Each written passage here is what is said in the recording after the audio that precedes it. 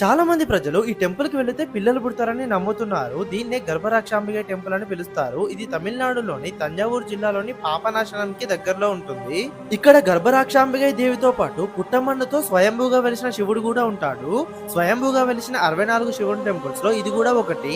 ప్రతి సంవత్సరం తమిళ పాల్గొన మాసంలోని పౌర్ణమి రోజు ఈ శివలింగంపై చంద్రకిరణాలు డైరెక్ట్ గా పడతాయంట. ఈ టెంపుల్ లోపలికి వెళ్ళక ముందు బయట ఒక పెద్ద కోనేరు ఉంది చూడండి. టెంపుల్ స్టార్టింగ్ లో ఒక గోపురం, ఆ గోపురం పైన ఇంకా రకరకాల డిజైన్స్ ఉన్నాయి. ఇంకా నెక్స్ట్ మనం లోపలికి వెళ్ళిన తర్వాత మనకి 2 టెంపుల్స్ కనిపిస్తాయి. ఒకటేమో శివుంది, ఇంకొకటేమో గర్భరాక్షాంబిక అమ్మవారిది. ఫస్ట్ మనం శివుని టెంపుల్ లోపలికి వెళ్తే గర్భగుడి ముందు 2 నంది విగ్రహాలు, ఇంకా లోపల పుట్టమన్నుతో స్వయంభూగా వెలిసిన శివుడు కనిపిస్తారు.